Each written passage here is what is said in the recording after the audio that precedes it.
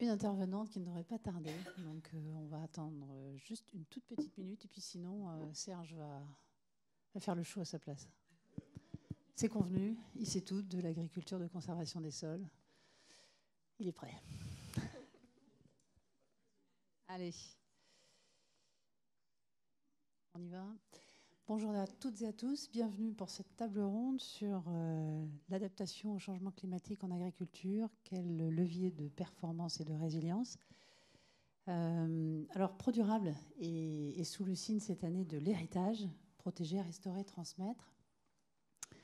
Ça fait appel à des concepts de responsabilité intergénérationnelle, de valeur. En agriculture, on connaît ça. Pour autant, les jeunes générations, elles, sont inquiètes par rapport au changement climatique, à l'adaptation. Il y avait, je ne sais pas si vous vous souvenez, une enquête en 2021 sur les jeunes de 15 ou de 16 à 25 ans. Et 70% se disaient inquiets ou très inquiets par rapport au changement climatique. On parle même d'éco-anxiété. Alors l'agriculture est très concernée par l'adaptation au changement climatique. C'est une affaire de transmission, je l'ai dit tout à l'heure, mais aussi elle est particulièrement concernée par le changement climatique. La France se réchauffe plus vite. On parle d'une France à plus 4 degrés à horizon 2100. C'est énorme en agriculture, plus 4 degrés. Et donc on s'y intéresse ce matin sur les leviers, les constats d'abord. On va d'abord constater ce qui se passe et puis quel levier pour une agriculture plus résiliente. Alors pour répondre à ces questions, donc, on va attendre un peu, mais nous accueillerons Diane Mazur, qui est agricultrice. Donc ça va la faire venir. Elle est ingénieure agronome. Elle est également présidente d'une association pour l'agriculture durable. Elle est également administratrice d'une COP, la Chanvrière, qui a été créée dans les années 70 et qui a maintenant de très nombreux adhérents. Et puis, peut-être pour la remplacer, du coup, Serge Jacquat, qu'on ne présente plus, qui est agroclimatologue, docteur en agrométéorologie, chasseur d'orage aussi, voilà, aux photos très connues, star des réseaux sociaux, 33 000 followers, voilà, l'homme au chapeau, il est là, avec nous. 33 300, j'ai regardé ce matin. Non, je suis à 93 000 sur Insta. Ah, sur Insta, oui, mais Insta, je l'ai créé il y a 3 mois. Voilà, donc bientôt 1 million de followers sur Insta. Voilà, et puis vous attendiez peut-être Jean-Christophe Robin, mais qui a été retenu exceptionnellement au pied levé, et donc pour le remplacer, nous aurons Caroline Crépin, qui est aussi ingénieure agronome et qui travaille à Crédit Agricole SA et qui est spécialisée dans les projets transverses. Voilà. On va commencer par les constats. Et donc, je me tourne vers Serge. Serge, quels sont les constats? Si on regarde un peu d'abord dans le rétroviseur, puis ensuite un peu en prospective sur l'agriculture. Ouais.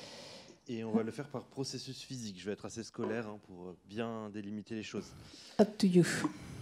Premier constat, le risque de gel après la floraison augmente. Ok, alors vous allez dire, pourquoi je commence par le froid alors qu'on est censé parler du réchauffement climatique? Parce qu'en fait, le problème n'est pas le froid, c'est la floraison qui avance. Okay, parce qu'il fait plus d'eau au printemps, la floraison avance à peu près de 15 jours, et donc le risque de gel derrière qui est plus faible, mais plus dévastateur, puisque les végétaux en sont plus sensibles, vu qu'ils sont en fleurs. Donc ça, c'est le premier point, le gel. Deuxième point, les précipitations. Alors on a à la fois des excès et des déficits. Et vous allez me dire, dans un contexte de changement climatique, on part dans quel sens? Il est vrai que sur les infos, on a une surreprésentation du mot sécheresse, mais le changement climatique apporte des excès d'eau et des déficits d'eau qui alternent entre saisons et entre régions de façon plus fréquente. C'est-à-dire qu'en hiver, on aura beaucoup plus d'excès d'eau qui sont attendus, et en été, pour faire simple, des déficits. Et c'est chiffré, plus 8% de sécheresse dans le Midi-Pyrénées, malgré le fait qu'il pleuve la même quantité d'eau à l'année. Plus 11% dans le Languedoc-Roussillon, malgré le fait qu'il pleuve toujours la même quantité d'eau. Plus 15% en Auvergne. Et là, on verra, c'est plutôt la partie de Diane, mais pour l'instant, je la remplace. C'est sur le sol, les solutions à ce sujet. Parce que la seule solution qui vous permet de gérer un excès d'eau et un déficit d'eau, c'est le sol. Voilà. Ensuite, les canicules. Depuis les années 2000, on a 4 fois plus de canicules en France. On en a maintenant plus d'une par an en moyenne. Cette année, 2. 2022, on en a même eu 3. Ce qui impacte du coup la croissance et le développement des végétaux durant l'été. Le maïs, le tournesol, le soja, etc. Ça va encore. Vous avez par exemple aussi la courgette, la tomate, le melon, des choses qu'on parle beaucoup moins, parce que économiquement parlant, sur le plan national, ils sont moins représentatifs qu'un champ de maïs ou un champ de tournesol. À 35 degrés, on a des problèmes de floraison pour la tomate, par exemple. On appelle un problème de fécondation qui fait que la fleur, au bout d'un moment, elle va flétrir et tomber. Pareil pour la courgette, c'est 35 degrés. Pour le maïs, à partir des 35 degrés jusqu'aux 37, on a des problèmes de reproduction, des manques de grains sur l'épi, par exemple. Et là, ce n'est pas la partie de Diane qui va résoudre le problème, parce que la partie de Diane travaille essentiellement sur l'eau, dans le sol. Là, ce sont des stress thermiques. Donc vous aurez beau irriguer derrière, ça ne va pas changer la température. S'il fait 42, si vous irriguez, il fera peut-être 40, mais on sera au-dessus des seuils de dégâts.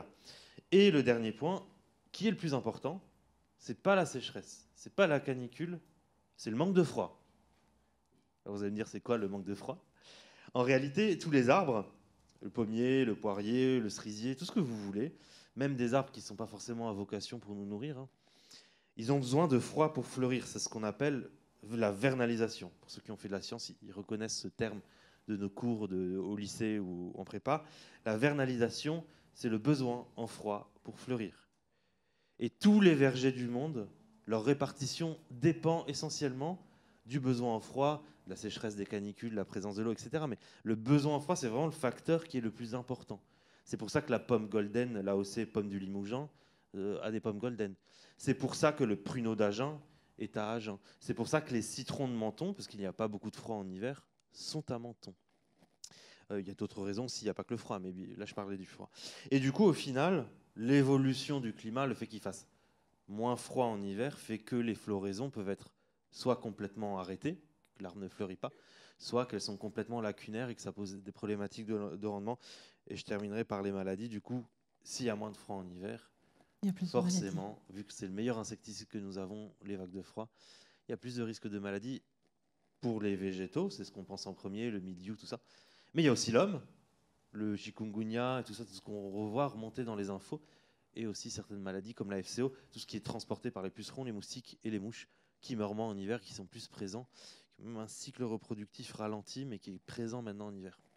Si on se projette un peu, Serge, on a vu le rétro, qui commence à se dégrader assez sérieusement, en tout cas qui montre un certain nombre d'interrogations. Si on se projette demain, 2050 et au-delà.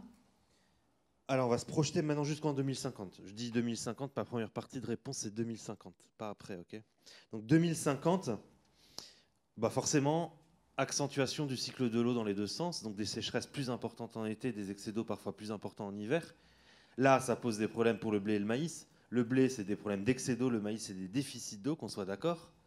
Ce n'est pas que des problèmes de sécheresse sur toutes les cultures. Et il faut anticiper les excès d'eau aussi. Si Diane n'arrive pas, j'en parlerai à sa place. D'ici, on a la sécheresse qui progresse, donc excès d'eau, les canicules. Alors là, quand je dis canicule, il y a certains étés, ce ne sera plus une date de début, une date de fin, c'est tout l'été. D'ici 2050, on aura des régions où il fera des températures caniculaires tout l'été.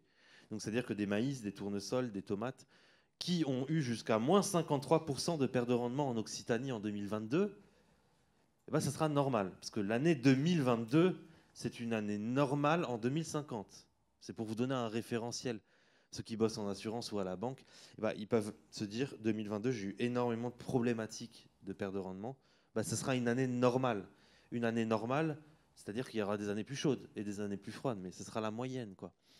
Donc on s'attend à une accentuation de l'échauffement de nos paysages, de l'échauffement de nos sols, de la perte en eau de nos sols, bien sûr, si on n'adapte rien en parallèle. Après 2050, c'est là où c'est le problème. Parce qu'après 2050, on a une biologie qui s'impose à nous. C'est-à-dire que si vous avez un arbre qui est exposé à 45-50 degrés, ce qui est potentiellement atteignable après 2050, je rappelle qu'on a eu 46 degrés déjà en France officiellement, c'est le record national à Montpellier le 28 juin 2019. Qu'est-ce qui s'est passé? En plus, il y avait 40 km/h de vent, c'était le sèche-cheveux géant, quoi. En plus, j'étais là, j'habite dans le village. Tous les végétaux, la surface des végétaux ont cramé. Les végétaux ont perdu leurs feuilles. Ça, c'est un stress biologique, c'est-à-dire que la génétique de l'espèce n'était pas faite pour cette température. Si vous mettez votre tomate dans un four à 45 degrés, même si elle a les racines dans l'eau, bah, à un moment, elle va cramer. Bah là, c'est pareil. C'est-à-dire qu'après 2050, la seule voie d'adaptation, c'est la réduction des gaz à effet de serre, qu'on soit d'accord. Je veux bien qu'on réfléchisse en table ronde à je vais adapter telle variété, changer d'espèce, m'adapter sur les filières, faire de l'ombrage, des panneaux solaires. Mais s'il fait 50 degrés sur vos panneaux solaires, bah, ça ne sert à rien, parce que vos plantes vont mourir. Et vous-même d'ailleurs, parce qu'à 50 degrés, c'est mortel aussi pour l'homme. Donc il y a un moment, c'est juste les gaz à effet de serre. Donc jusqu'en 2050, on s'adapte. 2060, 2070, dans le nord, on s'adapte. Dans le sud, ça devient plus compliqué. Voilà. Il faut vraiment donner cette limite pour se dire qu'on a une limite biologique, parce qu'on travaille avec le vivant, qu'on ne peut pas dépasser. Voilà pour les évolutions. Désolé s'il y a des antidépresseurs au fond de la salle en sortant. Je m'en excuse. Peut-être en complément, évolution des températures moyennes, des extrêmes climatiques. On dit que tout ça, ça va augmenter, mais peut-être la saisonnalité aussi. Qu'est-ce qui se produit? Est-ce qu'on doit répartir différemment les cultures? C'est quoi les conséquences? Alors ça, c'était... Moi, j'ai donné les conséquences physiques sur l'atmosphère. Maintenant, on passe aux conséquences donc, agricoles. La température moyenne qui augmente, bah, si vous regardez le globe terrestre, vous calquez la température moyenne de toutes les régions du monde et vous calquez en parallèle les paysages, vous allez remarquer que le climat méditerranéen, c'est entre 13 et 15 degrés, qu'on a la garrigue. Après, vous avez le climat tempéré, entre 11 et 13 degrés, le climat aquitain également. Enfin, le paysage français sont déterminés par la température moyenne, généralement. Après, il y a aussi l'ensoleillement et les précipitations. Mais généralement, la température est un grand facteur qui détermine toute l'aire de répartition de nos cultures. Donc, pouvez-vous imaginer, quand à Montpellier, on a 14 degrés et qu'on les retrouvera à Paris en 2050, bah, c'est tout le paysage qui remonte avec. Sauf qu'en réalité, un paysage qui remonte, c'est 21 000 ans. C'est pas juste en claquant des doigts que la garrigue va remonter à Paris. Jusqu'en 2050, d'ailleurs, elle devrait atteindre Lyon, Toulouse et après Bordeaux. Donc c'est assez rapide en termes de potentiel. Par contre, l'arbre ne va pas remonter lui-même. C'est-à-dire que tout ce qui est biogéographie, aire de répartition du cours, c'est complètement chamboulé. Alors on a des éléments positifs, qu'on soit d'accord. Le kaki, les agrumes, par exemple, arrivent par le sud. Ou dans le nord de la France, on a les cultures du sud qui remontent. La vigne est un très bel exemple. Mais économiquement parlant, c'est terrible parce qu'il faut les filières sur les territoires. Je veux dire, moi, j'ai planté 51 arbres pendant 2 ans. Ma femme me déteste parce qu'il n'y a plus de jardin. Mais 51 arbres, c'est facile à faire. Bon, j'ai ramené un tractopelle parce que je suis dans des terres pas très calcaires, quoi. Mais en réalité, c'est plus simple. Derrière, si j'étais producteur, qui achète mon kaki, mon citron de Menton Qui les achète? Le plus long, c'est de créer une filière. Et ça, si vous plantez si vous réfléchissez à 2050 pour l'arbre, il faut y réfléchir maintenant. C'est maintenant, parce que quand vous plantez l'arbre, c'est 50 ans de vie, et en plus, il faut développer la filière. Bonjour Diane, ça va? Just on time, c'est parfait. Et ce que je voulais dire, c'est la saisonnalité aussi. Parce que autant les arbres, vous ne pouvez pas gérer la floraison, mais pour la tomate, la courgette, vous pouvez les planter à des périodes, justement, qui sont moins compliquées au niveau climatique. C'est-à-dire que ça ne m'étonnerait pas, et c'est même dans les chiffres que j'observe, si vous plantez votre tomate à la fin du mois d'août, vous récolterez des tomates tout l'automne parce que le climat lui sera favorable. Parce que maintenant, en 2050, si vous plantez une tomate en juin, elle va cramer tout l'été, et après elle fera quelques fleurs et quelques tomates en automne. La saisonnalité évolue. Le Maroc, il ne plante pas ses tomates pendant l'été. Il les plante sur des saisons décalées. Donc parfois, quand vous achetez des tomates en hiver, elles sont de saison pour le Maroc, mais elles ne sont pas françaises. Et donc, on se retrouve avec un décalage des saisons. Mais là, vous allez me dire, bah, c'est facile, je plante mes tomates un peu plus tard. Mais toute la logistique, la réfrigération, la transformation, les attentes en fait, de l'agroalimentaire pour faire des sauces, par exemple, avec la tomate, bah, tout est décalé. Et un décalage de 2 mois, c'est énorme en termes économiques. Et si on l'anticipe, là, en 2025, vous me dites, modélise-moi la tomate en France, je vous le fais, je vous dis, bon, bah, il y aura un décalage progressif d'1 semaine, 2 semaines, 3 semaines de la saison de culture. Et donc là, on gagne des potentiels sur certaines. La patate douce, par exemple, pourrait détrôner la patate blanche dans le sud de la France. Patate blanche qui sera toujours présente avec des adaptations sur le sol. Voilà, j'en ai pas parlé du coup pour l'instant. Et et de nouvelles cultures qui pourraient arriver aussi par le sud, des cultures qui disparaîtront. Donc, tout est dans notre capacité, dans le mot anticiper, s'adapter. On peut le faire jusqu'en 2050, à condition d'y réfléchir dès maintenant. Merci Serge. Alors, sans transition, on va passer à Diane. Diane, on t'a déjà présenté, en fait. Merci. Voilà, on sait qui tu es, d'où tu viens, Polysie, agricultrice. Et on va revenir avant 2050, enfin, voilà, pour pouvoir parler d'adaptation. Tu es agricultrice. Donc moi, je suis agricultrice et je viens de ma ferme. Et ben, c'était très très long d'arriver jusqu'à chez vous. Désolée. Voilà. J'ai pourtant prévu de dormir en attendant l'heure d'ouverture du Palais des Congrès, mais ben, Voilà. donc je suis sur une exploitation dans le sud de la Champagne, sur des terres qui ne sont pas très riches, c'est ce qu'on appelle l'argilo-calcaire superficiel. Et j'ai repris la ferme il n'y a qu'une quinzaine d'années, donc j'ai fait plein de choses avant. Et je reconnais, quand j'écoute ce que vient de dire Serge, c'est qu'on est en permanente adaptation. Donc sur ma ferme, je fais comme tout le monde du blé, un peu d'orge, un peu de colza, quoi qu'il y a eu des gros problèmes d'insectes dans notre région qui fait que le colza a beaucoup disparu. Et puis ensuite, je fais des légumineuses, beaucoup de légumineuses, parce que vous savez que les légumineuses, ça capte l'azote et ça le restitue au sol. Donc je fais cette année de la lentille. Cette fois-ci, c'était de la lentille pour des semences. D'habitude, c'est de la lentille alimentaire. J'ai tenté le pois chiche. Donc vous dites-vous du pois chiche en Champagne. Normalement, pour moi, le pois chiche, c'était je sais pas, le pourtour méditerranéen. Donc j'ai fait du pois chiche. Je fais de la semence, et là cette année je fais de la semence de luzerne, donc encore de la légumineuse, et je fais également des semences de vesse, encore des légumineuses. Donc tout cet objectif, c'est pas très rémunérateur les légumineuses, même si l'État nous dit faites des légumineuses, c'est pas vrai, il rémunère pas derrière. En revanche, faire de la semence, ça vaut la peine, et surtout moi je vois quelque chose sur le sol. Et puis ensuite, toujours dans mes cultures, je fais du chanvre, donc ça fait... Donc ça pousse partout le chanvre. Ne vous dites pas que ça pousse à des endroits particuliers, sauf que dans l'Aube, on a une chanvrière qui est la plus grande du monde. Attendez, une coopérative, la plus grande du monde, autant le dire, parce que pour une fois qu'on peut faire un peu de cocorico. Et donc, en tant que coopérateur et administrateur de la chanvrière, je fais du chanvre. Et je fais également encore d'autres semences, des semences de prairie pour les éleveurs. Donc, vous voyez, une diversité. C'est vrai qu'en permanence, je réfléchis mon assolement. J'étais en train de penser à planter quelques pistachiers, vous voyez, comme quoi on est en train de s'adapter au changement climatique. Non, mais bon, c'est pour montrer cette notion. Et alors, la première chose que j'ai faite en arrivant sur l'exploitation, alors je suis ingénieur agronome de formation, et pour moi, c'était une évidence agronomique, c'est que je suis passé en agriculture de conservation des sols, que certains appellent... Donc, c'est un des éléments de ce que certains appellent l'agriculture régénératrice. Et l'agriculture de conservation des sols, elle est définie par la FAO, et elle se base sur 3 principes qui sont en synergie. C'est bien ça qui est important par rapport à tout ce qu'on définit dans l'agriculture régénératrice. On sépare un peu les principes. Sur l'agriculture de conservation des sols, on considère que c'est la synergie des principes qui va donner tous les atouts. Et donc, c'est ne pas travailler les sols, donc garder une structure du sol et garder la vie dans le sol. Et le deuxième aspect, c'est avoir le sol couvert toute l'année. Donc, je vous ai parlé de toutes les cultures que je fais, mais dès que je récolte, je ressème immédiatement. Et là, vous devriez venir voir ma ferme ce matin, parce que ce que je sème ne sert à rien. C'est-à-dire que je ne vais pas le récolter. Bien sûr qu'il sert à plein de choses, sinon je ne le sèmerai pas. Mais donc, juste après la récolte, sans même travailler les sols, je vais semer un mélange de tournesol, qui est en fleurs, facélie, c'est une petite fleur violette. Alors, elle a un intérêt, c'est que, elle est bonne pour la biodiversité, mais elle coupe les cycles des maladies, et en parallèle, elle restitue certains éléments au sol. En tout cas, elle tire du sol certains éléments qu'elle va restituer au sol.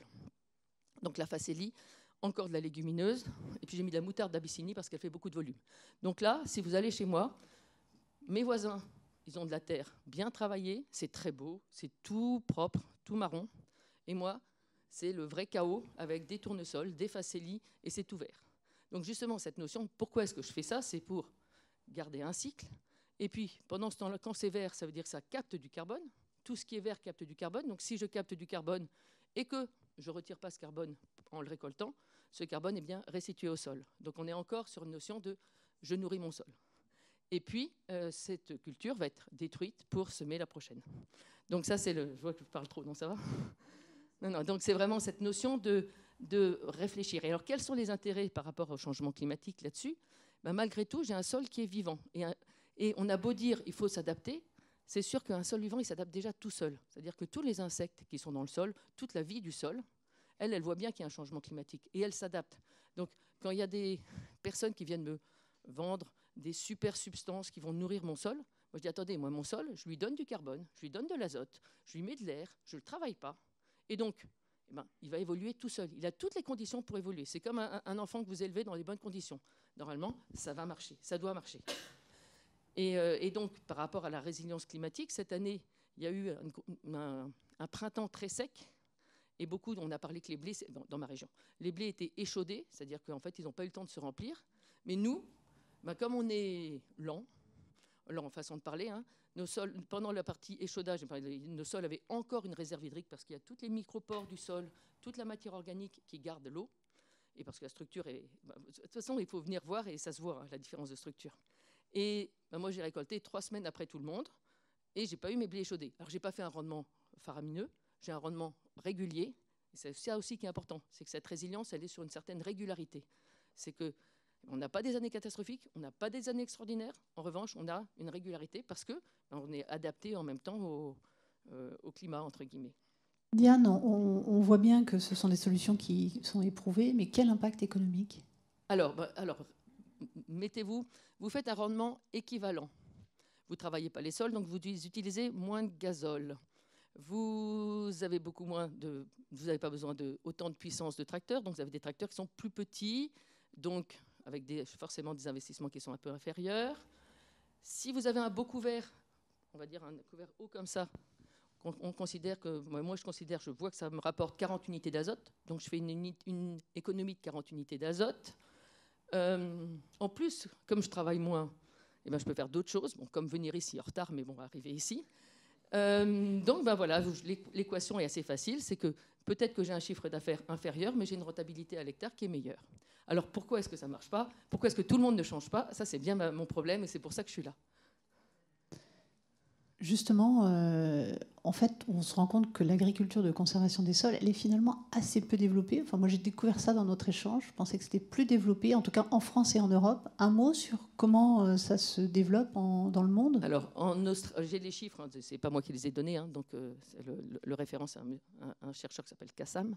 Et donc, les chiffres, c'est 75% des terres cultivées d'Australie et de Nouvelle-Zélande sont en agriculture de conservation des sols. 60% de l'Amérique du Sud et de l'Amérique centrale, 40% de l'Amérique du Nord et 5% ou 4,5% en France. Donc, il y a bien peut-être on va dire que c'est des nouveaux pays qui ont la capacité à changer, qui n'ont pas une certaine culture. En tout cas, il y a bien quelque chose qui montre que ça marche, que ça peut marcher, mais qu'en France, on n'a pas fait le pas. D'accord. Serge, je crois que tu voulais mettre un petit commentaire avant de passer la parole au côté banquier pour savoir comment ça se passe. Je voulais faire le lien entre ce que j'ai dit et ce que Diane a dit.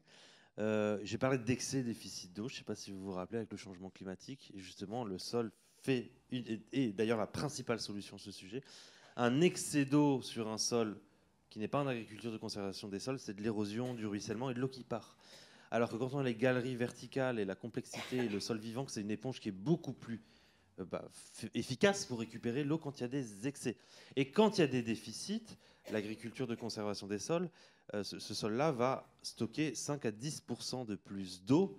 Ça paraît ridicule, mais en termes de volume, c'est énorme. 5 à 10% de plus d'eau, c'est 10 à 14 jours de plus d'eau suivant les types de sols.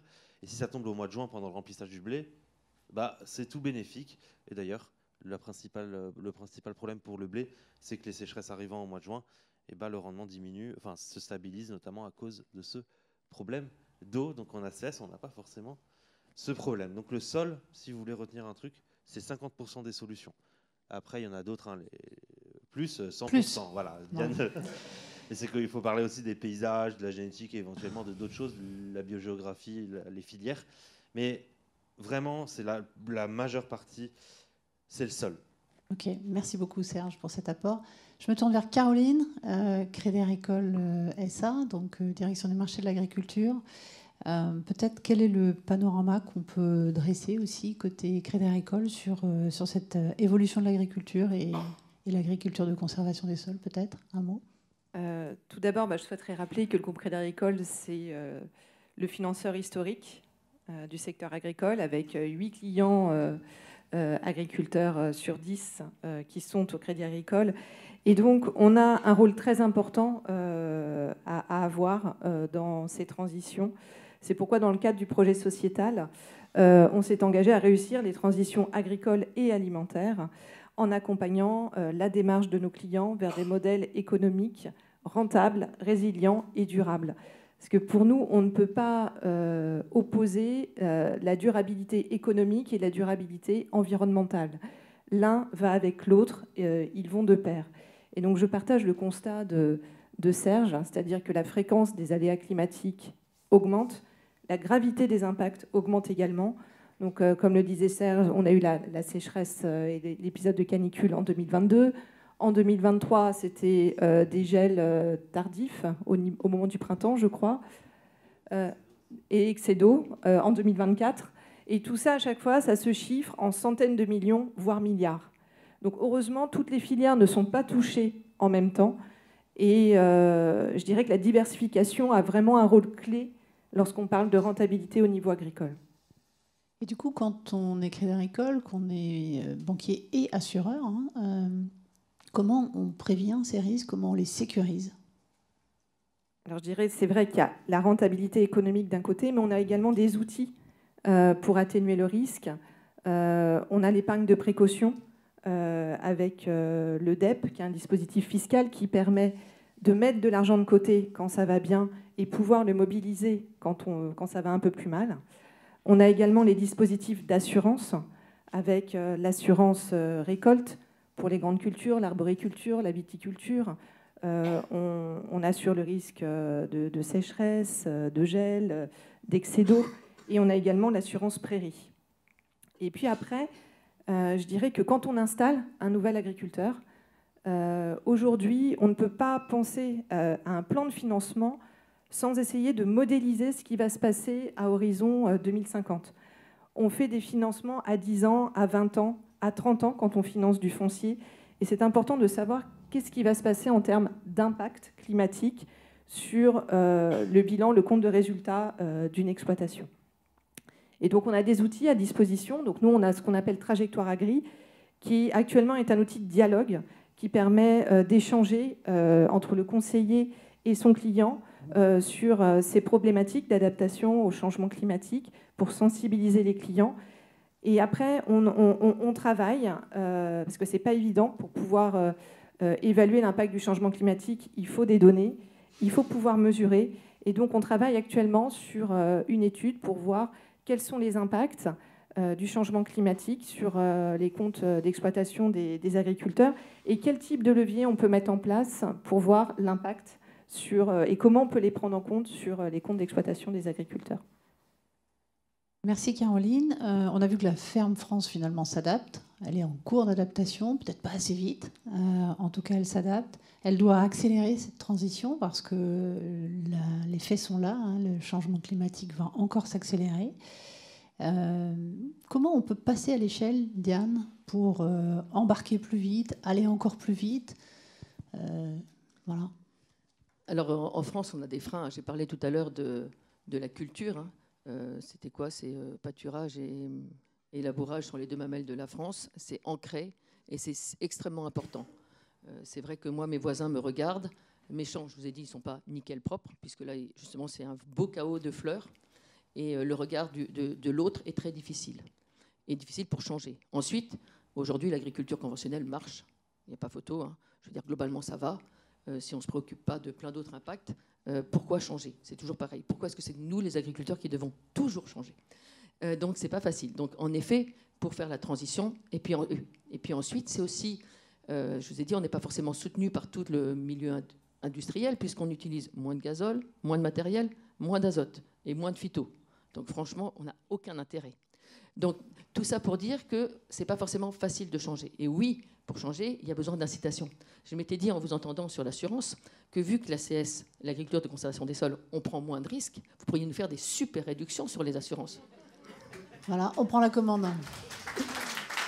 Mais, non, donc en effet, il y a cette notion de réussir à changer. Le meilleur moyen de changer, alors il y a plusieurs choses. Il y a l'incitation financière sur la transition. Moi, j'ai été pendant 7 ans un quart de mon exploitation en agriculture biologique. Je reconnais que je remercie l'État de m'avoir donné une prime à la transition pendant 5 ans, parce que sinon, je n'aurais pas tenu. D'ailleurs, je n'ai pas tenu après. Mais en tout cas, ça m'a au moins permis de tester un modèle qui ne me convenait pas.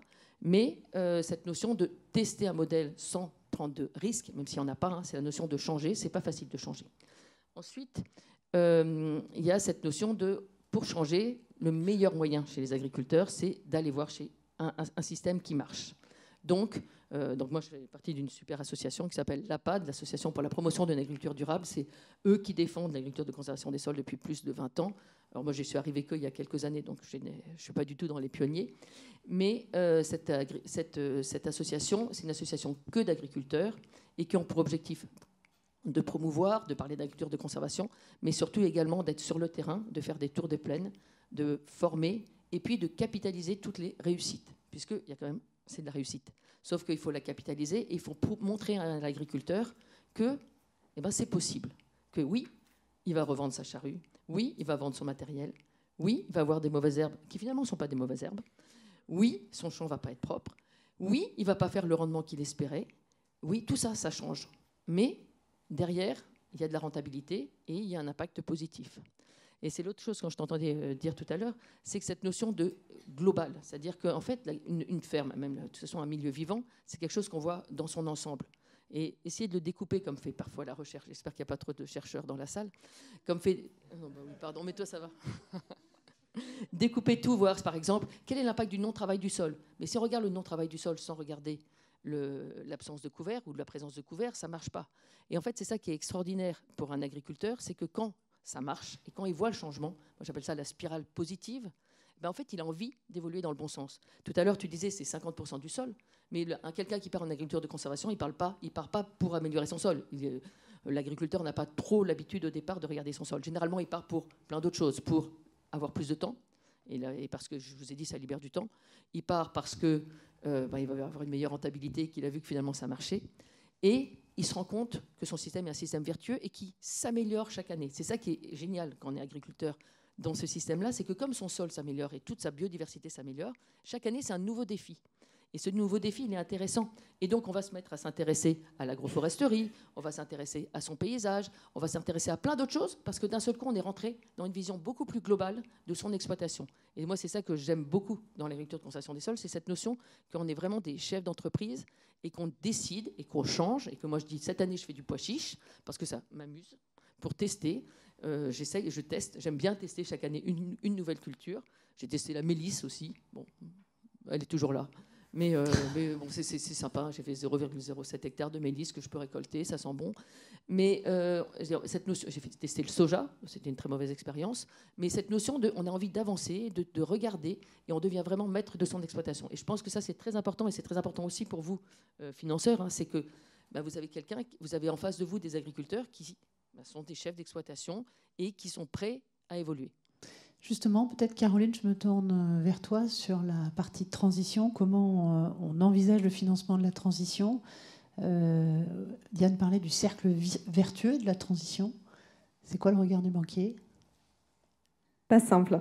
Je dirais quand on se projette justement sur l'adaptation au changement climatique, il faut être humble. Il y a une multitude de leviers qui existent. On a des leviers techniques, des leviers génétiques, des leviers agronomiques, comme l'agriculture de conservation des sols. Et ce n'est pas un levier ou un autre qui va fonctionner, c'est une combinaison de leviers. Et on n'a pas de solution toute faite. C'est-à-dire qu'il y a une approche à avoir selon les sols, selon les cultures, selon les territoires. Les impacts climatiques ne sont pas les mêmes selon les régions en France. Donc c'est quelque chose vraiment qui est compliqué en fait à évaluer, et il faut être humble par rapport à ça et vraiment se forger sur l'expérience des agriculteurs. Et donc avoir, je pense, une approche de la transition plus axée par territoire et par filière. On n'a pas de solution unique. Tout est à créer et on compte sur l'innovation de l'agriculture qui est un domaine qu'on méconnaît mais qui innove énormément. Hein. Diane parlait de l'innovation et de l'entrepreneuriat finalement en agriculture. Voilà, exactement. Et c'est vrai que quand on parle d'innovation, notamment en termes de légumineuses. Aujourd'hui, il y a quelques freins sur les légumineuses, notamment parce qu'il n'y a pas assez de recherche variétale sur les légumineuses. Et c'est là où l'innovation va avoir son rôle à jouer. Et c'est là aussi, nous, en tant que financeurs, on doit accompagner cette innovation. Donc c'est vrai qu'au Crédit Agricole, nous, on a un fonds d'1 milliard pour faciliter l'évolution technique. On met ce fonds à disposition. Mais l'innovation, ça va vraiment être clé aussi pour l'adaptation au changement climatique. Et vraiment, cette approche un peu multifactorielle, multi-acteurs, on doit co-construire en collectif les solutions pour justement sécuriser les agriculteurs. Les agriculteurs, ce n'est pas eux qui peuvent, on va dire, avoir le coût de la transition seuls. On doit avoir un partage de la valeur de l'amont à l'aval. Et donc, il y a différents types de financement qui existent déjà. Je pense qu'il y a le partenariat, par exemple, McCain, qui a fait la caisse régionale Nord-de-France, et donc qui a un contrat tripartite avec un industriel, un agriculteur et un financeur. Et donc, ça permet de donner de la lisibilité dans le temps à l'agriculteur avec des contrats de 6 ans avec l'industriel. On l'accompagne en termes de technique, on l'accompagne sur le plan du financement. Et ça, c'est une vraie sécurisation pour eux.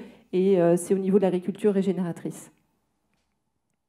Donc il y a les sols, il y a l'investissement, il y a l'innovation, il y a le travail avec les acteurs de la filière. C'est indispensable, surtout. J'entendais Serge tout à l'heure qui parlait de changer certaines cultures dans certaines zones qui doivent se faire dans les territoires. Donc c'est vraiment une connaissance presque écosystémique qu'il faut mettre en place. Peut-être le mot de la fin, Serge, pour les leviers éventuellement complémentaires en matière de modification de culture.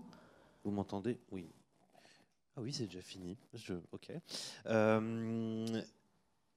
oui, sol, investissement. On n'a pas beaucoup parlé de génétique, de pousser la recherche aussi. On a un peu parlé de pousser la recherche génétique sur ces nouvelles filières. La génétique est aussi un bon levier. Après, il faut comprendre que c'est vraiment le couplage de ces différentes informations qui va être intéressant. Par exemple, je prends un champ en agriculture de conservation des sols parfait dans le sud-ouest de la France et je mets du maïs. Est-ce qu'en 2050, même en agriculture de conservation des sols, est-ce que le rendement sera intéressant pour le maïs par rapport au stress thermique? Sur les stress hydriques, l'ACS permet de tamponner un peu, mais sur les stress thermiques, ce n'est pas forcément le cas. Donc il faut conjuguer en fait ces différentes solutions pour s'adapter. Donc un ACS, peut-être garder du maïs jusqu'à une certaine période, mais songer peu à peu un certain pourcentage à le changer, peut-être sur du tournesol avec un pivot plus profond qui est un peu moins sensible à la sécheresse, peut-être du sorgho, mais en parallèle, si on met du sorgho, il faut investir dans la recherche variétale, parce que du coup c'est bien le sorgho, mais ça ne produit pas encore suffisamment, etc., etc. Il y a un truc qu'on n'a pas parlé, et je terminerai par ça, c'est le paysage. L'hydrologie régénérative, le paysage.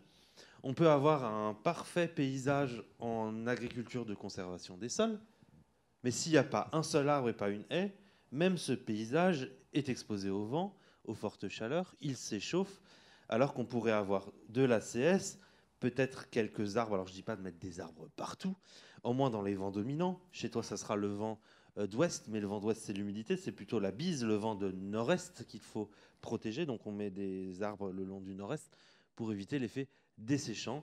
Et donc c'est profiter des aspects positifs sur l'eau de l'ACS, mais améliorer aussi un petit peu le paysage pour en fait décupler ces différentes informations. C'est pour ça que dans la recherche, parfois c'est vrai qu'on travaille en silo, mais on peut avoir, au lieu d'avoir un effet additif, on peut avoir un effet multiplicatif entre les solutions qu'il faut distinguer. Donc le paysage est aussi important, et notamment la course de l'eau sur ces paysages. Je terminerai par ça.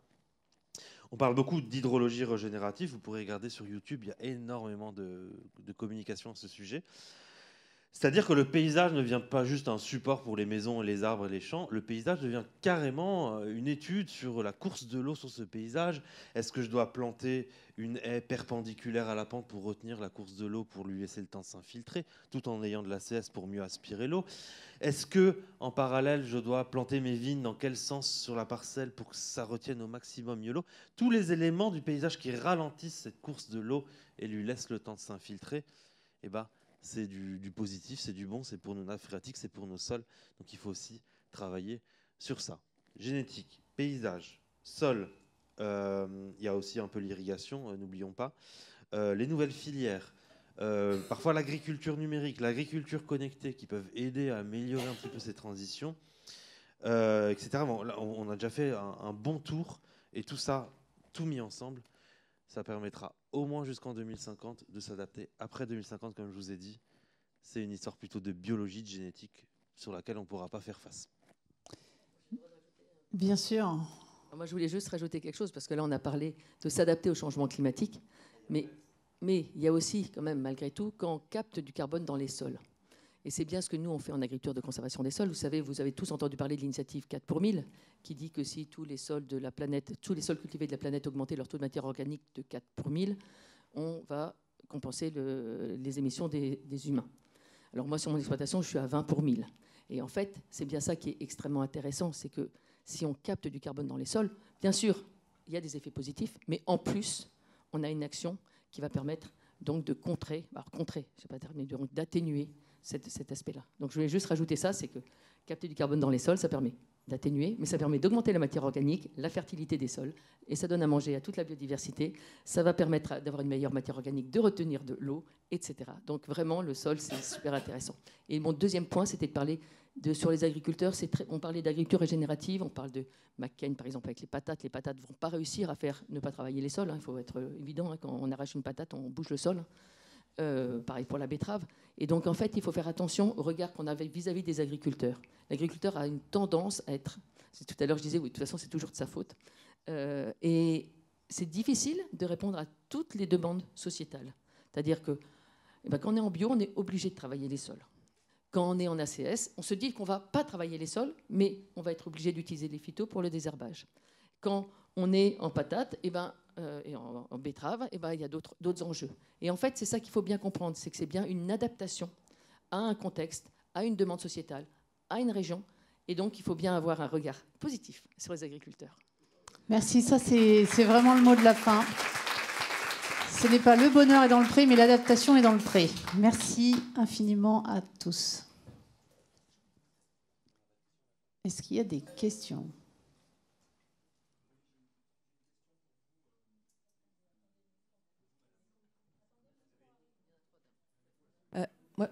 Moi, j'en ai une.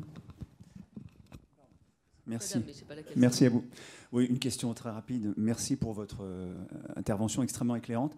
Est-ce que c'est une question sûrement très naïve. Est-ce que vous pouvez juste vous présenter pour... Oui, je suis Jérôme Lupi. Je travaille au Crédit Agricole également. Crédit Agricole Leasing Factoring. Et je vous assure que le coût n'est pas monté. Je ne connaissais pas non plus.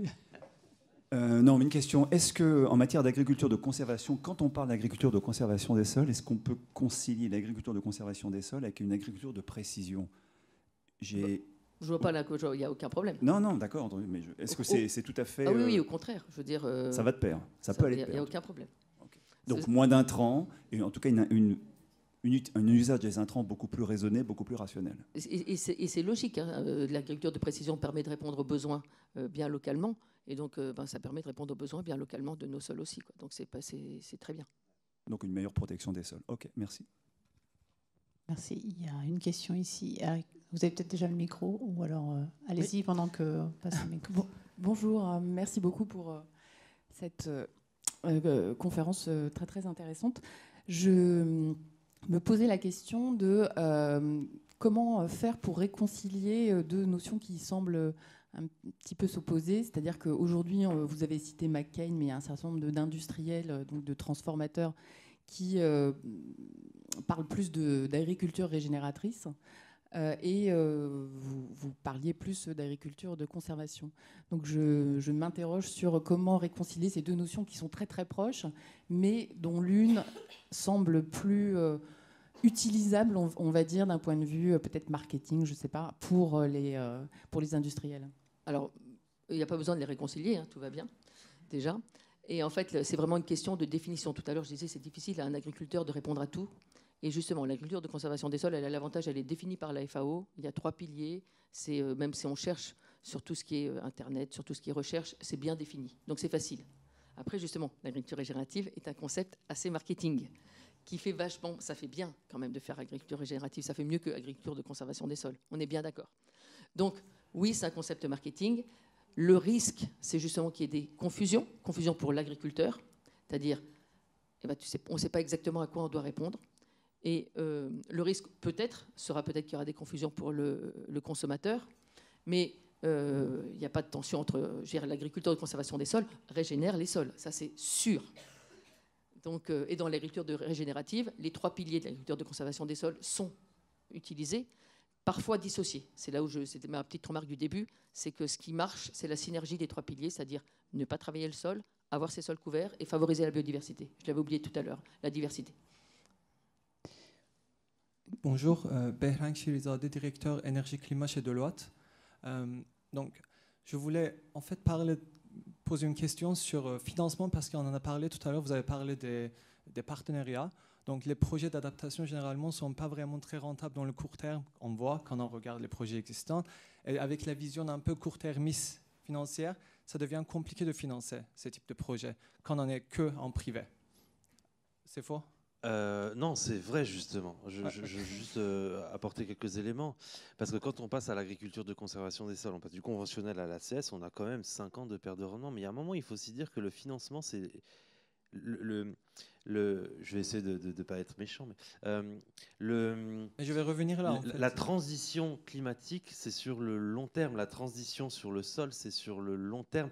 Et on a un problème sur un quinquennat ou un financement que les décisions politiques, les décisions financières sont vraiment cherchent une rentabilité à court terme, alors que l'ACS, c'est 50 pertes de rendement sur les premières années, si je comprends. Même pas, ça dépend. C'est 3 ans, entre 3 et 7 ans, on me dit. Donc moi, je fais la moyenne 5 ans. Donc on va dire 3 ans de perte de rendement. Et c'est là où on se dit, je vais financer cette transition des 3 ans, mais à perte. Par contre, après, quand mes rendements vont se stabiliser sur un moyen haut de gamme, enfin moyen haut rendement, et que les autres vont faire des rendements toujours qui varient énormément, eh bien, c'est un investissement sur le long terme. Donc, tout ce qui est climatique, il ne faut pas penser à 3 ans. C'est un des problèmes, d'ailleurs. Mais je travaille déjà dans le domaine, donc c'est exactement ce que je voulais dire, qu'en fait, généralement, ce qu'on fait dans l'énergie, c'est plutôt des investissements d'un peu de financement mixte, blended finance, qui vont avoir pas mal d'organismes publics qui vont entrer dedans, les banques de développement, les agences de développement, etc., et qui vont réduire le risque pour les investisseurs, etc. Donc, mais dans l'agriculture, adaptation surtout de l'agriculture, quand on regarde les investissements de l'action climatique généralement, on ne voit pas beaucoup de ce type de mécanismes. Donc je voulais en fait savoir quels sont exactement les mécanismes existants pour... quand je dis financement mixte, c'est blended finance. Vous avez une petite partie de... Par exemple, financement public qui va réduire les risques de première partie d'investissement. Ensuite, vous aurez des first loss tranche, etc. Donc, c'est plus question de financement. Ce que je voulais savoir, en fait, est-ce qu'il y a des mécanismes déjà pour un investisseur privé aujourd'hui de pouvoir vraiment investir sans un problème? Alors, moi, peut-être... J'avais parlé des crédits carbone. Donc, on vous a dit tout à l'heure qu'on augmentait le carbone dans les sols. Alors, l'APAD, je vais parler du projet, a suivi le label bas carbone Grande Culture du ministère de l'Environnement, a été dans les premiers à poser un gros projet. Donc on est 200 agriculteurs environ et on en est déjà à la 2e année de comptabilité. Alors ce qui est génial, c'est on génère des crédits carbone, mais en plus ça nous a permis d'avoir des chiffres sur nos fermes et de se rendre compte qu'on stockait plus de carbone qu'on émettait de gaz à effet de serre. Bon, ça c'est une petite parenthèse, mais c'est quand même très plaisant de se dire que plus je produis, plus je stocke du carbone, et ça m'a compensé au-delà de toute mon émission de gaz à effet de serre. Donc, fin de la parenthèse. Et donc, s'il y a des gens qui veulent nous acheter des crédits carbone, on en a beaucoup à vendre. Donc 150 000 crédits carbone à vendre pour les 5 ans, 2 ans qui sont déjà comptabilisés et 3 ans. Et aujourd'hui, c'est pas facile du tout de vendre. Et le Crédit Agricole a une plateforme Carbiose. Voilà, exactement. On a la plateforme Carbiose et on confirme que c'est compliqué parce que c'est basé sur du crédit carbone volontaire. Voilà. Et franchement, et moi ça me fait mal parce que déjà, on était 235 au départ. Les agriculteurs sont partis du projet parce qu'ils veulent avoir un retour sur investissement. C'est normal. Et puis voilà. Et je sais que ça, si on a réussi ce premier projet, on en lance un deuxième avec des gens en transition. Parce que justement, on aura des chiffres, on saura le dire. Sauf qu'on ne peut pas dire aux 150 premiers agriculteurs 200 agriculteurs qui sont engagés, dire attendez, on va lancer un projet qui a vachement plus de marketing, qui va beaucoup plus satisfaisant sur la transition. Et puis vous, tant pis pour votre financement. Donc on est tellement obligé de réussir ce premier projet. Donc pour de vrai, venez me voir à la fin, il n'y a pas de problème. Et venez voir Carbios aussi, hein, ils sont bien. Oui, Carbios est justement sur ProDurable, donc n'hésitez pas à passer les voir si vous avez des questions sur les crédits carbone. Ils ont un stand effectivement dédié. On va peut-être être obligé de s'arrêter là. Il y a plein de questions passionnantes. Je vous invite à peut-être les poser en aparté. Et si vous voulez discuter financement, n'hésitez pas à venir nous voir également. Un grand merci pour votre présence. Un grand merci à Diane, Serge et Caroline. Je pense qu'on peut les applaudir.